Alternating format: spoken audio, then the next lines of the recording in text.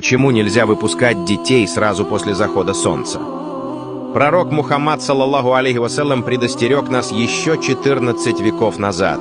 Он сказал: «Когда наступает вечер, удерживайте своих детей.